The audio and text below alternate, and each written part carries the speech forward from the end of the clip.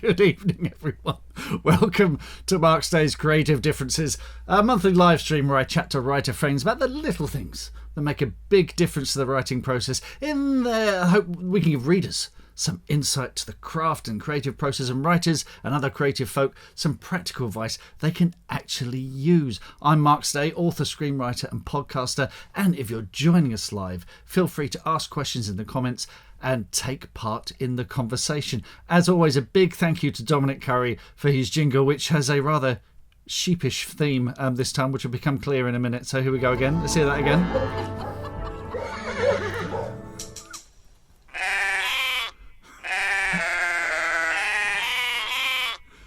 So let's meet our special guest. My guest is the award-winning author of the brilliant debut novel, The Approval of Sheep. There it is.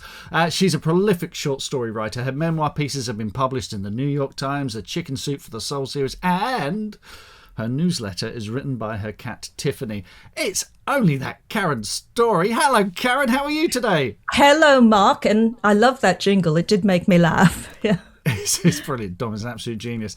Now, look, let's start with the big question. Mm-hmm. Why sheep? Why sheep? Tell us about The Approval of Sheep. Okay, I usually write darker fiction, and my husband, I always believed, had the most boring job in the world. He's a corporate insurance broker, and he came home one day and he told me the story. He said, oh God, I had to sort out the most ridiculous policy. There's this hotel in London. Now, I'm not allowed to say what hotel it is, but it's a big posh hotel in London. And the solicitor discovered that there was a 100-year-old policy that allowed sheep to run through the hotel. So I said to my husband, I said, well, what did you have to do insurance-wise? And he said, well, we had to insure it for, I think it was 10 or 20 million, in case they ever had to shut down through being unfit for purpose if people use the covenant. And I said, oh my God, this is a story. What if the hotel didn't buy the policy? And he said, well, of course, even though it will never happen, you know, people take out insurance for everything. And I said, no. My financial director at this hotel doesn't take out the policy because he thinks it's ridiculous. And then there's an employee about to lose his job and he finds out about the covenant and he thinks, I'll trace the right descendants who happen to live in Wales. And he goes to see them, the two eccentric Welsh farmers and their American shepherdess. And, well, everyone has a different idea what they want to do with this covenant. Let's put it that way. Excellent. And look, I mean, if you're in any doubt whatsoever, sheep on the cover. And it's been getting the most amazing reviews. People are absolutely loving, saying it's inspirational, uplifting. They can't put it down. People want to make it into a movie or say it should be a movie, one of the books of the year. So what inspired you? Because like you say, you normally you have written quite dark stuff. What made you sort of tonal shift like this? Was it led by the material or just the ridiculousness of the idea? It was just led. I just loved the story when Richard came home and told me about this covenant. And the story just kept, the characters came to me, the farmers came to me, and I said, I'm going to write it. And he said, you can write it, but you've got to change the name of the hotel, which I have done, and I changed its location. And you know what? At the time, I know we're going to talk about my other project, which won, not one award, but 2 awards. That was a darker story. And my agent, I had an agent at the time, my agent had the story and he was putting it out on Sub. And I just thought, I spent all these months in this sort of, this darker psychological type story. And writing this was just light and fun. And I enjoyed it so much. So, yes, it was something different for me. And when I told my agent about it, he was like, I love this. He said, let's put the other one aside and make this your debut. And that's what we ended up doing. So then we'll talk more about what's coming next. Yeah. Tonally, do you feel that sort of set the tone for your career, or do you feel the latitude to do darker stuff, lighter stuff? That's how it's supposed to be, isn't it, Mark? You're supposed to choose a genre, stay with that genre because it's what the readers expect.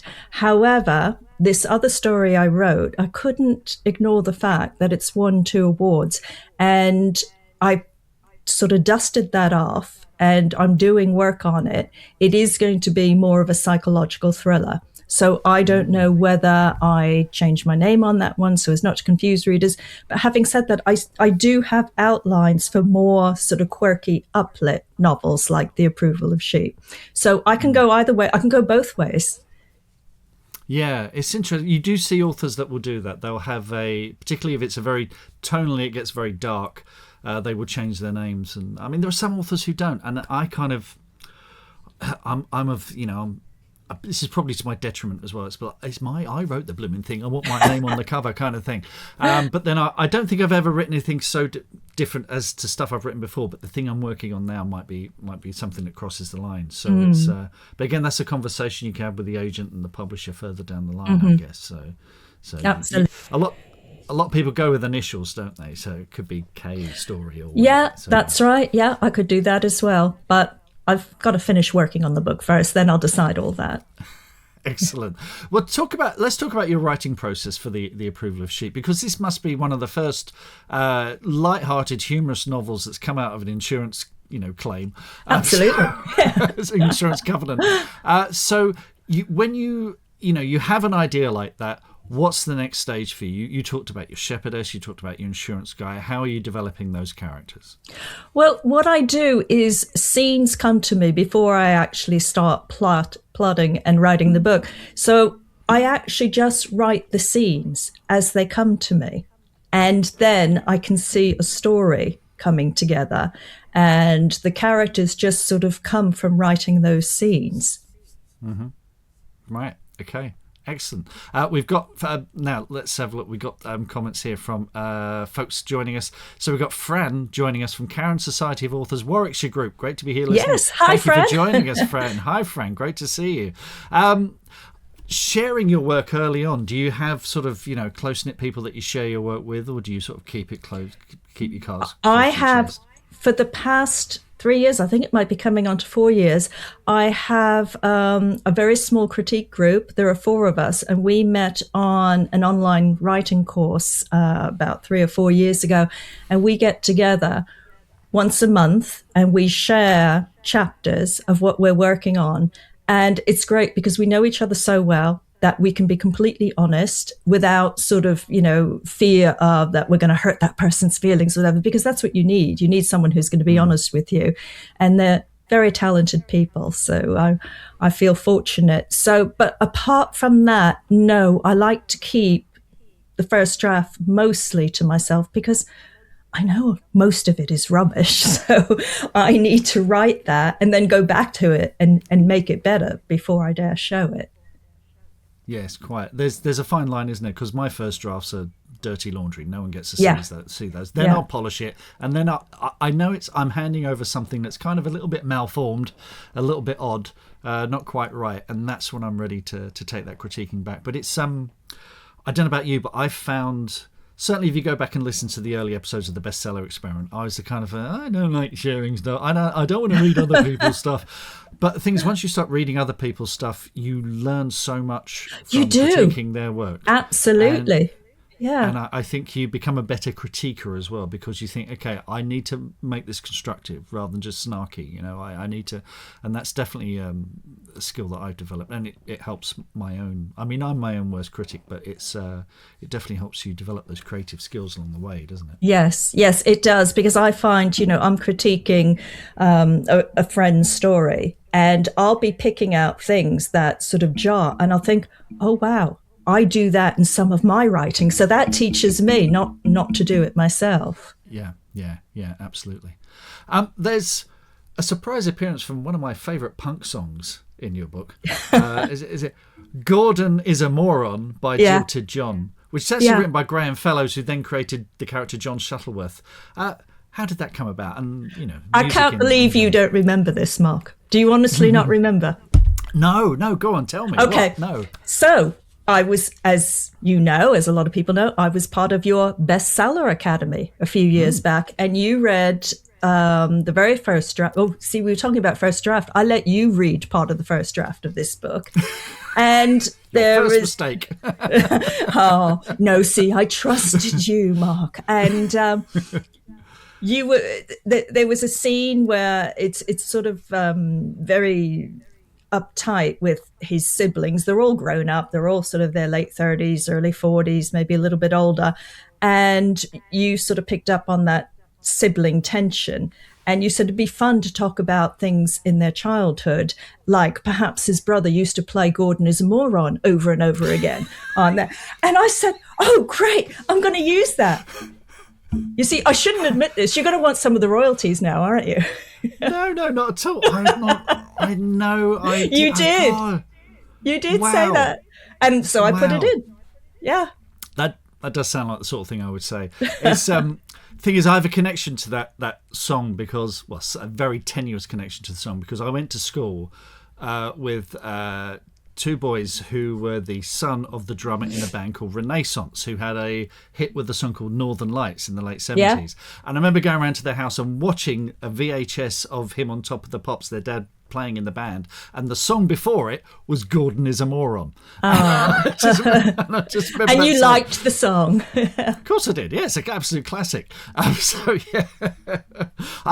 Gavin Ralph is joining us tonight, and he said in the comments here, he says, I've learnt so much from beta reading for other authors and having them beta read my writing in return. So yeah, don't be afraid, folks. It can feel like, you know, that thing of standing on the edge of a diving board and thinking, oh god, here we go, that kind of tension. But it's definitely worth doing. And I've got trusted beta readers now, and I read their stuff and they read mine, and it's an essential part of the process now. Definitely, most definitely.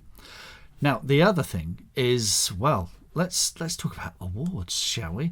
Let's talk about the fact that you've been nominated, your RNA award nomination for this. Tell us about this. This is the Joan Hussein Award, is that right?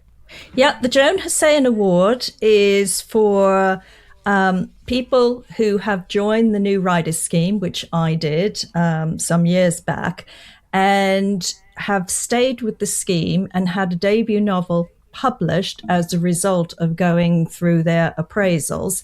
And that has allowed me to be put up for this award. Amazing. And the award evening is, I think it's 18th of May. And I've got a few friends who are up for different categories of awards who are going to be there on that night. So it's going to be a nice evening. Our friend and former guest on the podcast, Jeevani Charika, is a nominee as well in one of the categories. Oh. So so it's going to be an amazing evening. But this must be the icing on the cake, frankly, because the RNA, you know, acknowledgement from them, and it's recognised all across the industry. Yeah. This is a huge feather in the cap, isn't it? Oh yeah, I'm delighted, I have to say. Yeah. Fantastic. But of course, this isn't your first rodeo when it comes to awards. Let's talk about. Well, first of all, let's talk about your serious addiction to short story writing. You are one of the most prolific short story writers I know. And they have been published all over, you know, like we said, places like the New York Times, the Chicken Soup for the Soul series, they've been included on there. And folks, I'm putting up on the screen now sort of screen grabs from Karen's website where you can find out more about these and where to find them. And again, talking about writing out a genre, you've written for, you know, the Law of Consequences fantasy series, the Law of Mischief, you've written for those. So, talk about your short stories and the habit that you've created. It's funny because when I speak to other authors, people who write novels, they say to me, I can't do a short story. How can you get a complete story arc into just a couple of thousand words? But I love the challenge of doing that. And basically, it's just one very important scene in a person's life. And when I talk to people about short stories and advise them how to do a short story, I say, remember, a story is a change from where that person was in the beginning to where they are at the end, even if it's just a psychological change, it's a change in circumstances. And last year, I was a reader for a literary festival where I read the short stories that came in and decided if they should go onto the long list. And there was a lot of very beautiful prose, but I kept asking myself, where's the story? So a short story has to have a beginning, a middle, and an end. And in the middle, that's when a switch happens, a twist, or something that you can see is going to change the character's circumstances. And I think that's right, because a novel takes so long to write. But a short story, I can sit down and write a short story in a few hours and then put it away because it's not going to be perfect, like any first draft. Same with short stories. It's going to be rubbishy and messy. But the story that is there, the story arcs, and then I take it out again a few days later. And then I think, oh, yeah, I can make this really tight now and polish it. And then what I do is I just have all these short stories because I write them for fun. When I see a competition come up that says they're looking for a certain theme, I'm thinking, well, that one actually could fit that theme. I just have to add this word here that they're looking for, and that fits the theme. And it works. It works that I don't sort of write for the competition. I write a story that's come to me that I really want to write, and then I find the competition to put it into. That's genius. That is genuinely genius. That is that's a habit I need to get into. I mean, I do it the wrong way around. I'll have someone will say, "Can you do a short story for this?" Or if there's a competition, write to these criteria. And I'm thinking, "Oh, I've got to shoehorn this in." No, you're absolutely right, Karen. Just do them for fun, and then they'll find a home at some point. Exactly. Brilliant. Yeah. Love it. Love it. Fantastic. Thanks for that. Now, we had a comment from my daughter's tuning in.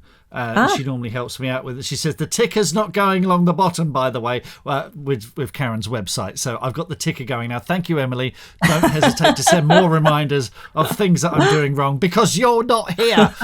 So she went to a family baby shower up north. So yeah, let's. Now, I was looking at some of your amazing reviews on Goodreads and Amazon, and people genuinely really, really love this book. But one of the things that comes up, one of them says, I met this author at an event.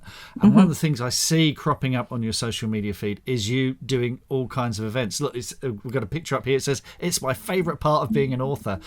So it is. Yes. You were doing stuff at a bookshop just this weekend. So how important is it for you to get out there and meet people and do these events?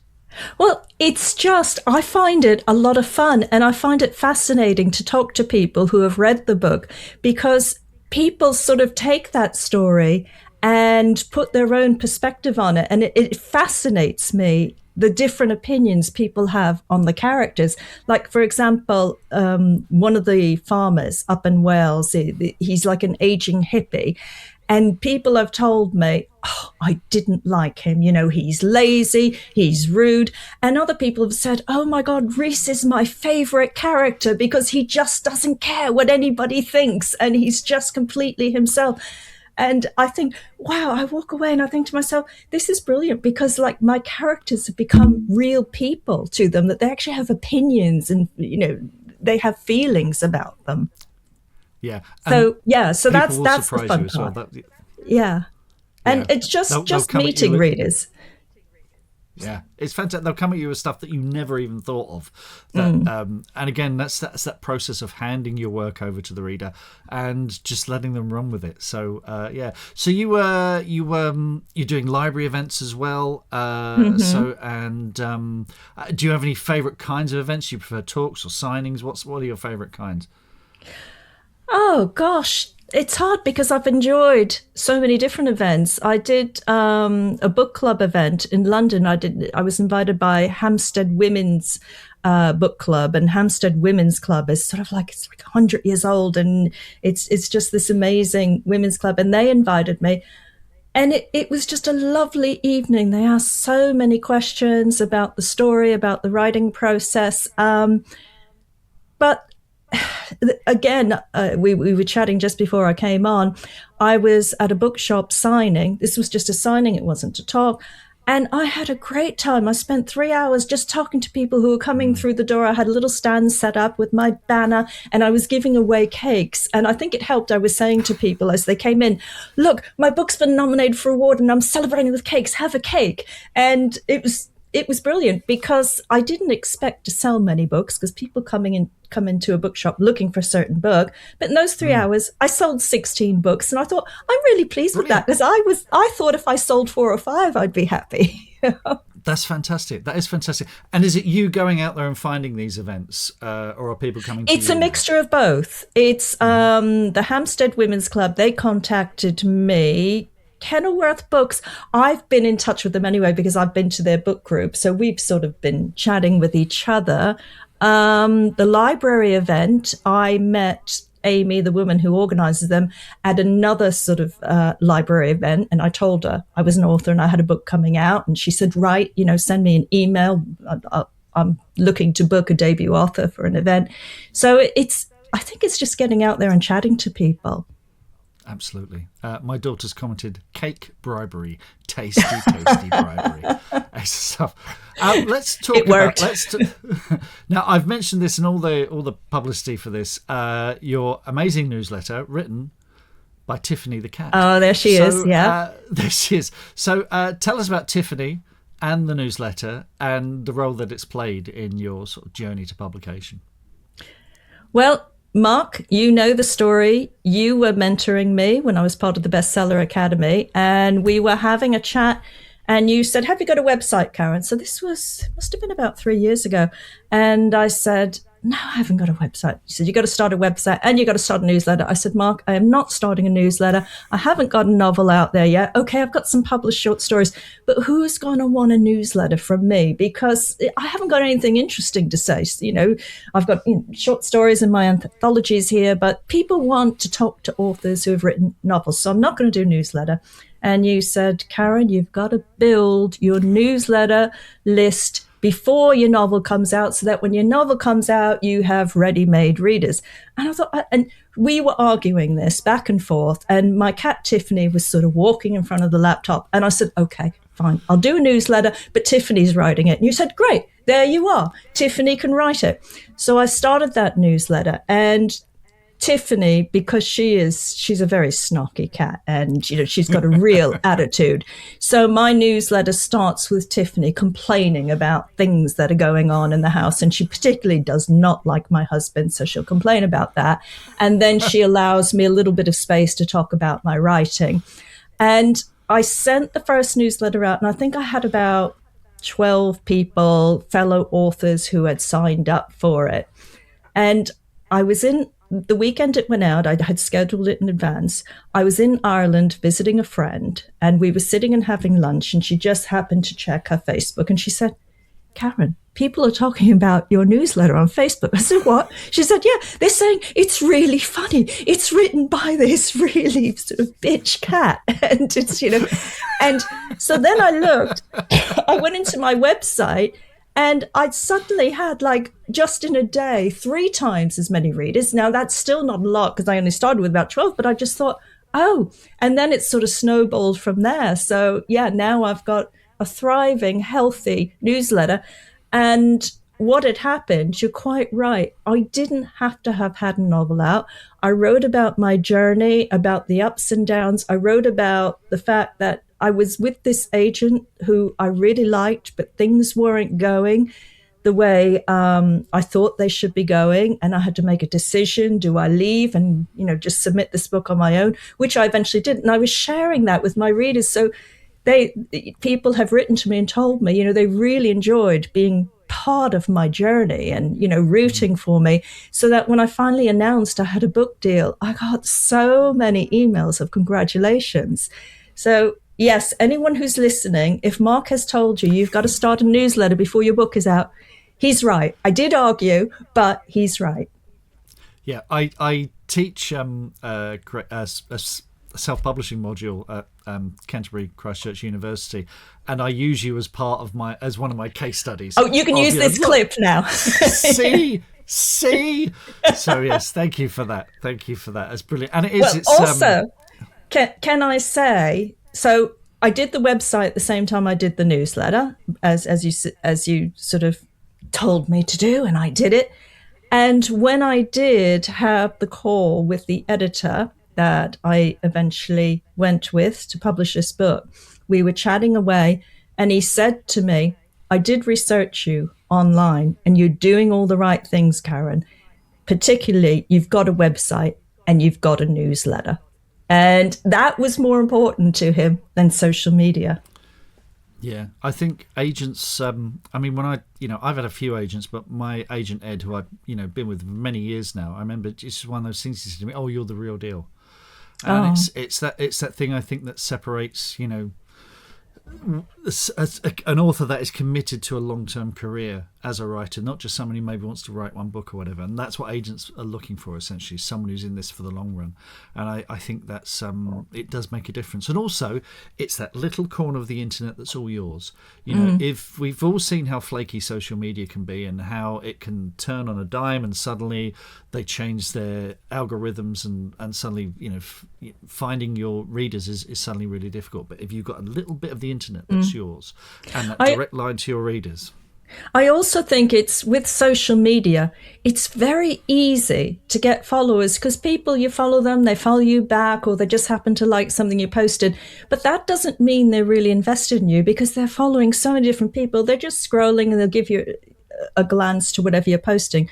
With the newsletter, if people are, and I do check my open rates and it's a very high open rate and I do get responses back, people are actually more invested in you if they've agreed to sign up to your newsletter. Yeah. And then they're more likely to be your readers and book buyers. And also, I think they're investing in you as an author, so that if you do go off and, you know, with the law of short stories, the fantasy short stories, the law of mischief and what have you, and or if you go and write some, you know, a thriller or something that's a bit darker, they're following you on the journey. They're not following a character. They're not following a series. They're following you. And I think building that direct relationship is so important. A question here from my daughter. She's not the only one watching this. There are you can, well, Fran's still there, I hope. Fran's still, yes. Put some questions in. But Emily says, is it worth making a book newsletter unique, like with Tiffany's perspective and her sass? I think it definitely is. I mean, my Witch is a Woodville one. It's the librarian of the Woodville Village Library who writes them, because I just didn't feel like bigging myself up. That might be changing, I don't know, but you know, people liked that and glommed onto that and enjoyed it and would reply to her instead of replying to me. Yeah, so Tiffany Tiffany gets more fan mail than I do, a lot more. I subscribe and I look forward to the newsletter because it's like, what's Tiffany going on about now? You know, so it's. You know, I have to tell you something. I have to tell you something, Mark. When I did the first draft of the newsletter, so my daughter was about 24, 25 at the time, very intelligent lady, and I hope she doesn't mind me telling this story, but it does make me laugh. So I wrote the first half of the newsletter was Tiffany, and then the second half was me. And I thought, does it work having a cat write a newsletter? So I gave it to Sophie and I said, tell me which one you like better. So she read both parts and she said, Mum, she said, don't get upset, but I like Tiffany's better. And I said, Sophie, you do realise I wrote both of those. And she just, and I thought, well, great, you know, it suspended her imagination. You know? Yeah. I can imagine, you know, Tiffany using dictation software to, you know, write the newsletter. Still with us. We can confirm Fran is still with us. Fran's still here with the Hello, Fran. With the stupidest YouTube handle ever, Bombly. I like that one. It's a good. Let's talk about what's coming next from you, because your next novel, get this, listeners, Karen's next novel has won a prize for its first draft. How does that even happen? Okay, so this is the novel. It's actually won 2 first prizes, and the first time was the first time was at the end of 2021, and it was the Writers and Artists Yearbook. They called it the Turn the Page Award, and they only wanted the first chapter. So I hadn't actually finished this book yet, and I sent in the chapter, and this is a story about 2 people caught in a gas explosion, and they're trapped together for 15 hours, and all the things that are going through their heads and what the secrets they're sharing.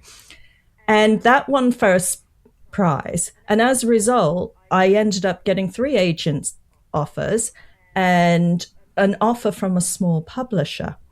And the agent I chose in the end said to me, no, we're going to go wide with this. Don't take this small publisher offer. So I didn't. And then we were working on that. He sent it out to a few people. It wasn't selling. And I'll come back to that later. Why? Because I figured out why. And that's when my husband came home and talked about the sheep covenant. And I phoned my agent up and I said, I want to write this story. It's really, really different from the one I've given you. And I told him about it. And he said, yeah, you've got to write that. It's brilliant. I want you to write that. So this story got, the first story got pushed aside. And my agent and I, we parted ways very, very amicably. Lovely guy, but he was going through some stuff and he couldn't really concentrate on my work. So I, first of all, sent the approval of sheep out to a few people, but also I took this novel and I thought there is something to it. It did win a prize before. I'm going to send this to the Oval Literary Festival for their competition, their literary prize. And they only wanted the first 10,000 words. Now, I did have a whole manuscript by this point, but I realized there are problems sort of in the middle and towards the end, which I'm now fixing. But the first 10,000 words are brilliant. So I sent that in, and that won first prize. And a nice little bit of money as well. Brilliant. So that is the novel. I thought, well, I can't ignore it. Now it's won 2 prizes. I really can't ignore this. But when I took this novel, it was dark women's fiction. But when you read those first 10,000 words, it reads like a psychological thriller. Mm-hmm. And then it becomes more women's fiction. I thought, no, it's got to stay a psychological thriller. So that's what I've been doing. I've been changing the latter part of the book, and actually have had some help from Sophie Hannah, where we've sat and we discussed various twists I could put in. Fantastic. Sophie Hannah, brilliant. And the other thing you've kind of got on the boil is a memoir, a very personal memoir that has connections to one of my favourite movies, Serpico, Al Pacino. But of course, it's based on true stories. In the late 60s, Frank Serpico was this cop. He went undercover to expose corruption in the NYPD. He was shot. I mean, it's an incredible story. But you've got a connection to this. Are you happy to talk about this? I am happy to talk about it. What had happened was I was on a writing retreat. In fact, it was Sophie Hannah's writing retreat with a group of lady authors, and we were sitting around at breakfast having conversation. We were talking about how when you're a kid, unusual things that happen in your household seem normal because you're just a kid. So I told the story, when I was 10 years old, we had cops living in our house, 24 hours a day, 7 days a week, because apparently my father was being protected because he had to testify against some fellow cops. And they said, what? And I said, it was because Frank Serpico had exposed the New York Police Department of being corrupt. And I said, and my father was one of the corrupt ones. I think he was actually one of the ringleaders. But they call it, they turned him, the district attorney turned him and said, well, you won't go to prison, but you've got to now testify against these other cops. And apparently, so I didn't know at the time, this is information I got from family members years later, apparently he was getting death threats. So we had to have cops living with us. And I also remember what was weird during that time was, we used to have stacks of newspapers on the coffee table. No newspapers. The news wasn't put on at night anymore. It's because they were talking about my father. And so I was telling these ladies the story. And I was 10. I just thought it was like, okay, we've got these cops living in our house. And they looked at me and they like open mouthed and they said, why haven't you written this? And I said, well, because I was 10 years old, so I'd have to write it from the point of view of a 10-year-old. And they said, well, you could do that. And I thought, whoa, could I really go back to, when I was 10, watching Brady Bunch and Partridge Family and all that sort of stuff. And they were telling me about the book, which I've since read, which is brilliant, The List of Suspicious Things. I don't know if you've read that, Mark. No. It's about, it also takes place in the early 1970s where these two 10-year-old girls are looking for the Yorkshire Ripper. So they said, it could be that sort of type of book. You're writing it from a 10-year-old mind, but something very serious is going on. So I thought, okay. And they told me that they would write it if I didn't. So I said, okay, I have to write it now. Amazing. Absolutely amazing. Well, I can't wait to read that. That's going to be an extra. And that's the thing that makes it extraordinary is it'll be coming from a child's point of view, a daughter's memories, and which will be because there have been many, many books written about the whole Serpico thing and how it all came out, but not with that perspective. And you've got that unique perspective. That's going to be extraordinary.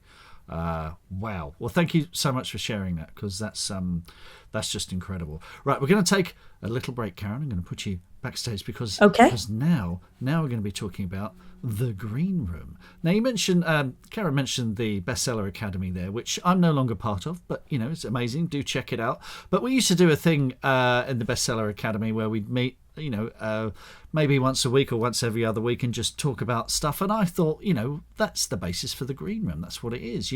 I run live sessions on Zoom. You ask me questions about the craft of writing, your work in progress, the business of publishing. I tell you to start a website and a newsletter and you start winning awards. That's not a guarantee, but it has happened.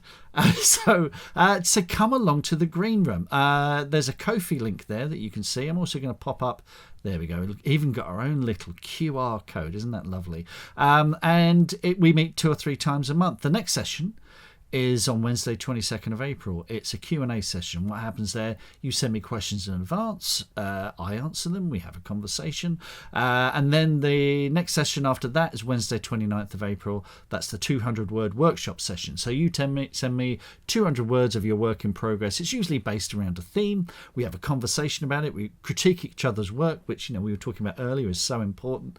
And we all come away feeling like better writers. So my goal is to be able to give writers advice. It's going to make a real difference to their writing and career. And the way I see it, having worked in this industry as a salesperson and a bookseller and an author for over 30 years, I've made every mistake so you don't have to. So come and learn from my mistakes. What else we got going on? I got books and you can buy them. Come along to the Village Bookshop, the witchesofwoodville.com, the Village Bookshop. I've got a bookstore there. I can sign these books and pop them in the post to you and dedicate them and all that good stuff. You can get them in bookshops and other places, but if you buy them from me, I get a little bit more money, which I desperately need. So yes, I put different QR code up now there, and there's the website going across the bottom. If you're listening back to this, then the links are going to be in the show notes as well. Right, let's get back to the show and our special guest, Karen Storey. We're going to be talking about our regular questions that I ask of all our listeners. Karen, welcome back. Let's go through the regulars here. So, what small thing has made a big difference to your creative process? It's not a small thing because I'm sitting in it. About 2 years ago, I had this writing pod built in my garden. So If you want to call it a small thing, it's about having your own writing space. And for me, it was my own writing space away from the house. Reason being, I used to write in my conservatory because I loved looking over the garden. But the conservatory, the cat would be running in and out through the cat flap. The dog would be coming in barking. And then my husband, who'd want to go through the conservatory to the garage or to the garden and have chats with me on the way in and out.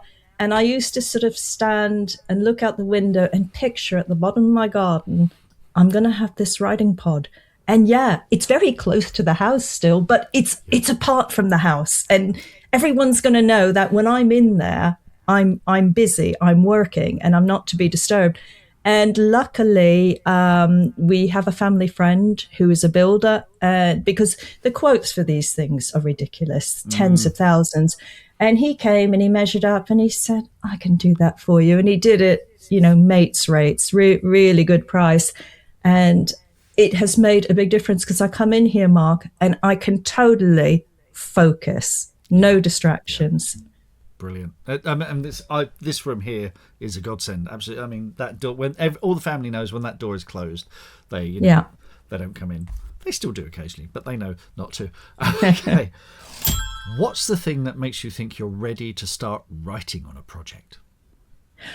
I get this, I'm sure you must get it as well. I get this build-up of excitement about a story. Now, whether that's a short story that I just have to sit down and write because something's just come to me, or it's a novel that I've been playing around with in my head, and I'm starting to get excited and I'm starting to see scenes like I'm watching a movie, and I think, right, I have to sit down and actually start writing these scenes to make it come alive.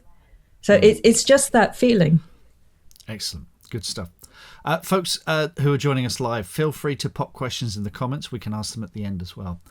Next question. How do you know when you're done? I'm never done. I'm never done. even the novel that's out now, if you gave it back to me, I'd take it and I'd be making more changes. It's a case of when I've worked on it so much that I'm just completely sick of it, that's it. It goes, and it would go to my agent in the past. Now it goes to my editor at the publishing house. And then, of course, the process starts again because they make their own notes and then I have to work on it again. But it's basically when I just feel like, even though I still want to make changes, I just can't bear to anymore. I just have to get it off my desk. Yeah, very good. How do you remember that idea that you have at, say, 3 a.m? Well, I don't, because my husband is a very light sleeper, and I would like to say that I have a notebook next to my bed and make notes, or I get my phone out and put notes on there, but anything wakes him up. Even me tiptoeing and trying to sneak into the next room, that would wake him up. So if I have an idea in the middle of the night, I repeat it over and over and over to myself and think, I'm going to remember this in the morning because I've repeated it in my head so many times. And I wake up and I don't remember it. But then I tell myself, do you know what? If the idea is that brilliant, it's still in my it will come back. That's how I make myself feel better about it. Yes, you keep telling yourself that. Yeah. What's the biggest mistake you've ever made in your writing career? Well, the thing is, I thought the biggest mistake was me saying no a few years back to that small publisher who wanted to publish the other novel. I do remember this, yeah. Yeah, because then, my agent said, no, we're going to get a big publisher for this one. And then he started sending it out. And I do know, as I said to you, I do know now where the problem is. And I am fixing that. And I'm really excited about what this book is going to be. But for a few years until, my debut came out, I was thinking, I could have been a published author. Why did, I let him tell me not to go with that publisher? And I thought that was a big mistake. But I don't think it's a mistake anymore because that book now is going to be so much better that even if I don't get a big, massive publisher for it, I'm going to feel more proud of it because I know it's going to be a better book. So writing mistakes, maybe they're not always mistakes. Very good. What's the best happy accident of your writing career? I think the best happy accident was when I decided that I was going to take the approval of Sheep back from my agent. I wanted to make some tweaks to it, which I did, and then I sent it out to some independent publishers who would take submissions direct. And I had 2 publishers interested. And the second publisher, we ended up having a phone call and we chatted for ages. And I thought, I really get on well with this editor.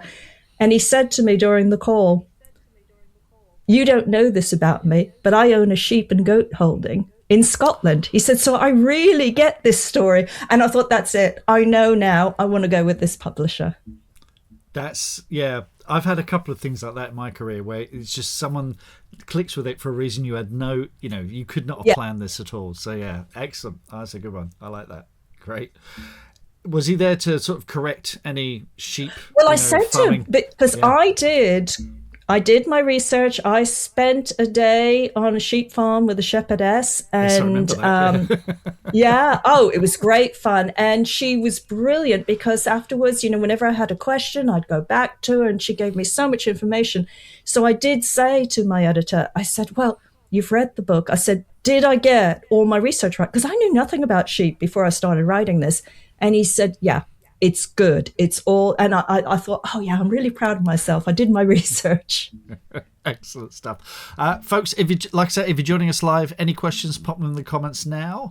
Now, is there a character or story swirling around in your mind, Karen, that you want to write but you're not ready to write quite yet? Well, I think it's going back to the memoir with the Frank Serpico story because I have to get back into the head of a 10-year-old, when I was 10 years old and living in New York City. And yeah, I know I have to write this story, but it's going back there that I don't know if I'm ready yet, but I will do it. That is going to be tough, isn't it? Because you I don't know about you, you worship you idolize your parents. They're these perfect people who've, and suddenly there comes a point in your life where you realize they're just as human and as flawed as everyone else. Yeah.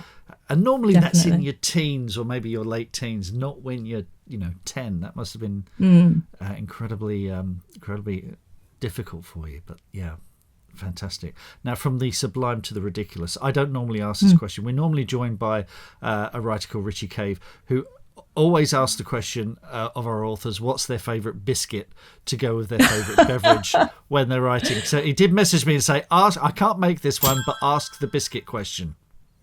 Okay, Oreo cookies. Ah, very New York. Yes, excellent. Yes, Okay, yes, Oreo cookies. Yeah, you can get them everywhere now.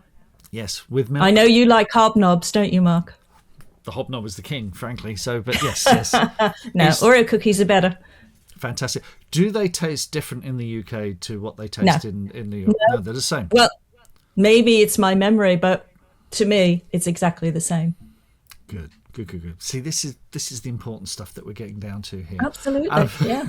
Okay, excellent stuff. Right, let's get on to the section. What's bringing you joy at the moment, Karen? This can be books, movies, TV shows, music, games, whatever makes you happy when you're not writing. The main thing bringing me joy, which is also bringing me a lot of exhaustion, because I was up very early this morning to go over to my daughter's house. She's got two 5-month-old baby boys, and she lives walking distance to me. So me, grandma, I am on call quite a bit. And yeah, the little babies have stolen my heart, but they also steal a lot of my time, I have to say, because dealing with, this is, my daughter's a first-time mother, dealing with 2 babies at once is a big job. Oh boy, yeah. I've seen photos. They look absolutely adorable. So, but yes, you can hand them back at the end, though, can't you? That's the oh thing yeah, being a yeah. parent, I guess, yeah. And what else are you going to ask me? What else brings me joy? I love cooking and baking, and in my novel, my shepherdess, who lives in Wales, is actually American. She's a New Yorker from upstate New York. And I thought, oh, she's got to be cooking some of my favorite New York dishes, like New York style lasagna, which we don't make with bechamel sauce. I don't get it. Why do you put bechamel sauce in a lasagna? It's ricotta cheese. No, it's ricotta cheese and egg that you mix together instead of the bechamel sauce. And I tell you, when I make lasagna for friends here, they're like, this is fantastic. I'm like, yeah, this is real lasagna as far as I'm concerned. And also American style meatloaf. So in my book, Jenna, the shepherdess, makes the lasagna. And the other recipes of mine that she's taken from me, and this is another one that friends constantly ask me for the recipe, sherried sweet potatoes. So it's mashed sweet potato, and you add sherry and brown sugar and butter. And I tell you, it is fantastic. Oh, it's really good. Yeah. I serve it every Thanksgiving. Very good, very good. You also mentioned New York cheesecake, which I'm very partial New York to cheesecake, as well. yeah. And cheesecake, if you make it right, you do not smother it in fruit and syrup. New York cheesecake is, I like to use Philadelphia brand cream cheese because I think it's a really good quality one, with its sugar, vanilla essence. Off the top of my head, I haven't made this one for a while. I can't remember the other ingredients, but they're not many. It's very simple, but just use good quality ingredients, and it's fantastic. Excellent. And finally, just because I got a picture of it, I'm going to ask you how you pronounce this particular kind of pie. Well, down south, you'll get told off if you say pecan, but it's pecan. Yes. The Southerners say pecan, but in New York we do say pecan pie. Good. Because I remember watching so, Star Trek Voyager, and it was Captain Janeway's favourite pie, and she always got pecan pie. And it was like, oh, that's how they say it. Okay, fair enough. Yeah, because they said it's not a pecan, it's not a can you pee into. And I'm like, okay. Brilliant. We have a question from Nicola Briggs here. Karen, do you find it difficult balancing family with writing, or do you set a limit on how much time your writing can take out of your week? Good question. Thanks, Nicola. I've not been very good at balancing it since the twins were born. Up until then, I was really good at it, Nicola. But, 2 new babies coming into the world, living a few doors down from me, I do find that I'm my writing time, my schedule is more up in the air now. So hopefully that will settle down. I'm sure that twins are no great respecters of schedules and that kind of No, thing. not at all. Not at all. Yes, no, I don't envy you that. Brilliant. Thanks for that question, Nicola. Really appreciate it. Right, I'll quickly skip through. Oh, you've got one more thing that's bringing you joy. I can give you a visual clue. Singing. I'm part of a choir, although I've stepped back for this current season because, again, spending so much time helping my daughter, and then I'm promoting the novel, trying to finish the edits on the next novel. So I've stepped back, but I am still in touch with them. And in fact, we met up last week at a theatre in Coventry, and we were part of the choir of Man singing the Chandelier song. But it's just great. It does, joy is the right word. It does bring me joy to sing. I don't feel I have a particularly good singing voice, but when I'm with a crowd of my part is soprano, suddenly their voice, if I can match my voice to theirs, suddenly I can sing. Yeah, and it's interesting because being a writer is such a solitary thing. And when you join a group like this, it must be. I mean, you're very social. You're going out, you're doing events, you're meeting. You know, it's one of those things that a lot of authors will find difficult, having to sort of go out there into the real world, out of their little garret and meet people. But you've got a great balance for that, I think. And the choir is, it's a complete antithesis to writing, isn't it? You know, you're a solitary thing, you're on your own, you're doubting yourself constantly. Whereas if you're in a room full of people with incredible voices, you become part of a greater thing, don't you? Yeah, it is wonderful. I really do enjoy it. Fantastic. I'm going to quickly skip through my things bringing me joy at the moment. I'm reading Quite Ugly One Morning by Christopher Brookmyre. Now, I remember this coming out when I was a bookseller in 1996 and thinking, I should just get around to reading that one day.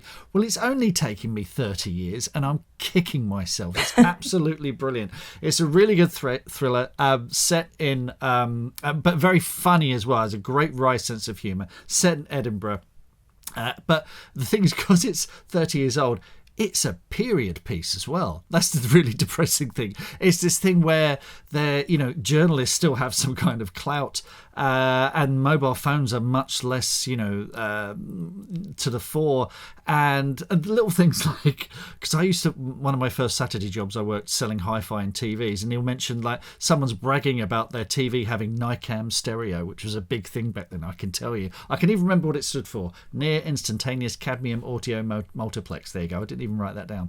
So yeah, Quite Ugly One Morning, I'm really, really enjoying. And Ray's new... Now, look, I know I'm not the only person who knows this, but Ray's new album, This Music May Contain Hope, is an absolute masterpiece. It is the most soulful concept album since Marvin Gaye's What's Going On.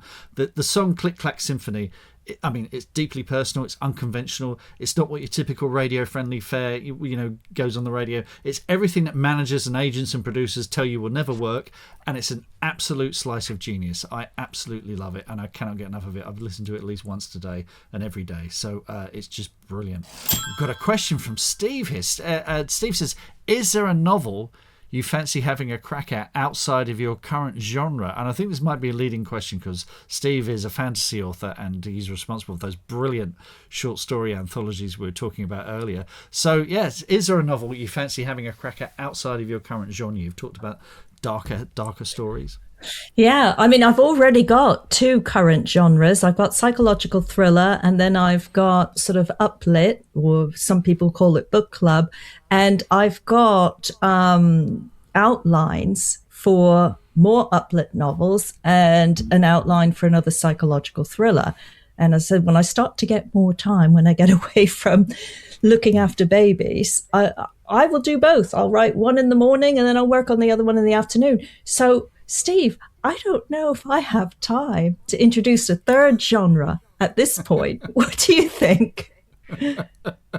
Yeah, it's you've got to. The thing is, you're still writing lots of short stories, aren't you? Yeah, not as many as before, because so much the book promotion has really taken over, which is wonderful. I love it. I love every bit of it, but it's taken over more time than I envisioned, because before I had a novel published, I had all this time to write. And now, I've got the debut that's still getting attention, and I'm still sort of plugging away at events. I've got the other one that I'm editing. I've got babies that I'm looking after, probably on average about 4 hours a day. So the short stories, I was on holiday recently. I was in Morocco, and a short story just came to me while I was on the Sun Lounger. So I always have a notebook with me. I started just writing an outline for it, and then I wrote that story when we got home. So yeah, occasionally a short story will come to me, but because my time is less just at the moment, I'm probably not writing as many short stories as I used to. Fair enough. Steve he follows up with says, sounds great, but do the short story first. So yes, good stuff. Is he looking for a story for his anthology? I think he might be, yes. Folks, if you're listening back to this, I'll put links to the anthologies in the show notes so you can check them out. They are really, really good. There's some great stories there. Well, look, our time is nearly up, Karen. So, and we've got great ideas of what's coming next. So let's wrap things up. So, folks, I really hope you've enjoyed this episode of Creative Differences. Now, if you've huge thanks to Emily. I'm reading off a script here. I'm saying huge thanks to Emily for production assistance. She's not here. She's up north. But to Emily and Kai for the edit, which they will eventually produce, and to Dominic Curry. There's a comment here. There we go. She goes, Steve's here. And to Dominic Curry for the jingle. Let's hear that jingle one more time, shall we? And then I'll catch up with my thoughts.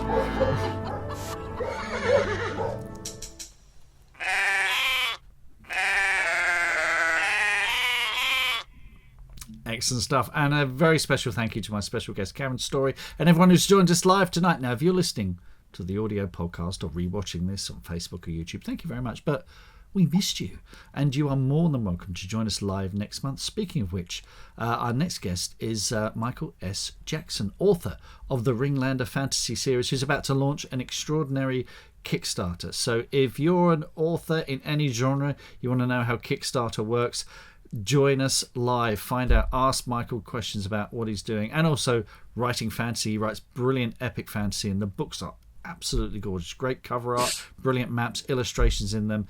Definitely worth checking out. So it's Thursday, 21st of May, 8 p.m. BST. And if you've enjoyed this podcast, things like ratings, reviews, likes, shares, they all help massively with the algorithms. So, but if you can just tell one person about this, that'll make the biggest difference. So word of mouth is the best marketing there is. So thank you very much. Oh, Gavin says best jingle there. Yeah, and Dom's playing the sheet. Yeah. Probably with mallets like that Monty Python sketch. So yes, thank you everyone for joining us. Emily's been taking notes. Thank you, Emily. Good edit notes. Thank you. So yes, until next time, happy writing, reading, and being different. Thanks everyone. Goodbye. Bye.